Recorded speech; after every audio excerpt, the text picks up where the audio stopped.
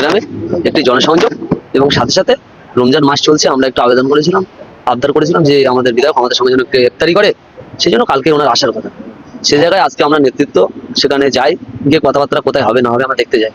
8টার দিকে তৃণমূলের কিছু দুষ্কৃতী 30 থেকে 40 জন আসে, এসে ওরা আমাদের 3টে-4টে ওখানে বাইক ছিল, বাইকগুলো ভাঙচুর করা শুরু করে।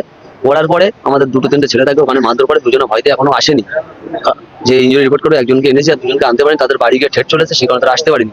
আর দ্বিতীয় কথা হলো ওখানে ওপেন যারা এসছে কারেন্টের মেন ফেলে দিয়েছে, পুরো অন্ধকার জায়গা, এসে ডাইরেক্ট গাড়িগুলো ভাঙচুর করছে, ছেলেদের মারছে এবং কি ওরা হাতে করে পিস্তল নিয়ে এসছে, পিস্তলের 4 রাউন্ড গুলি চালিয়েছে শূন্যে ওপরে, এবং বোমা টোমা যাবতীয় জিনিস ওরা নিয়ে এসছে আমাদের প্রতি এই একটা নামে। আমরা শুধু এতটুকু বলতে চাই যে কলকাতা পুলিশ, আমরা বেঙ্গল পুলিশের সময় দেখেছি, বেঙ্গল পুলিশের সময় যেটা হয়েছে সেই কারণে ভাঙড়টাকে শান্ত করার জন্য কলকাতা পুলিশ আনা হয়েছে ভাঙড়ে।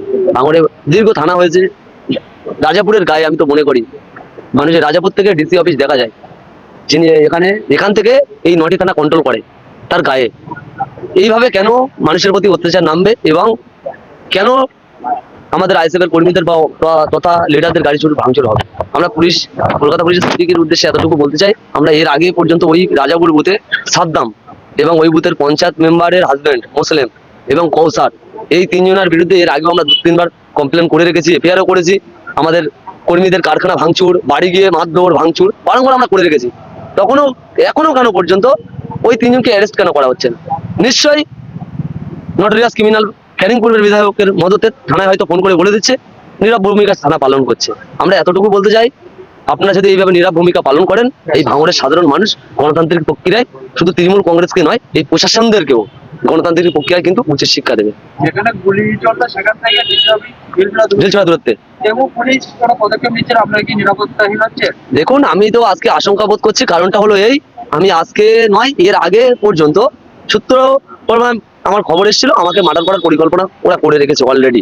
আমরা তৃণমূল কংগ্রেসের মতো আমরা প্রকাশ্যে বলি না যে আমাকে মার্ডার করবে, এটা ওটা আমরা এইসব কথা বলি না, কিন্তু আজকে যেভাবে ওরা তোরজোর নিয়ে মেশিন বোমা নিয়ে এসছে এবং ওখানে বারংবার গাড়ি ভাঙচুর করছে, করার পরে বারংবারই একটা মেসেজ পাঠাচ্ছে, রাহুল কোথায় আছে, ধরে মার্ডার করে ফেল, ওপর থেকে বার্তা রাহুলকে মার্ডার করে ফেল।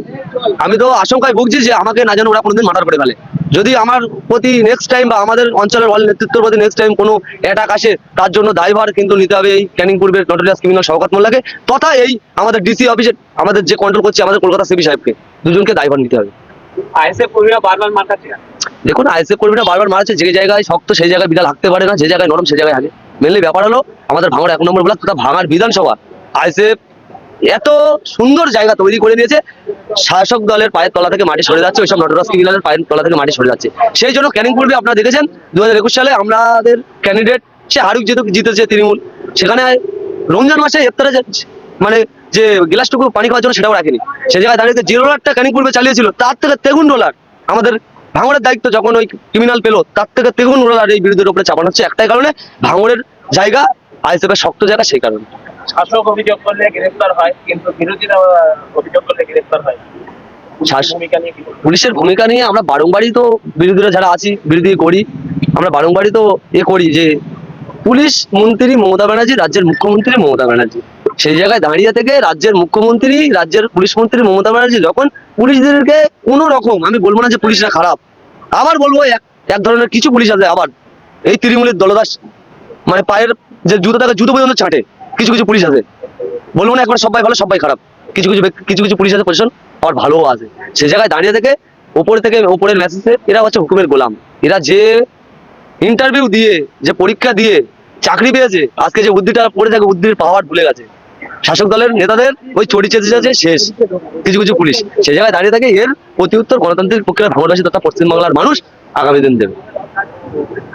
রাহুল মোল্লা।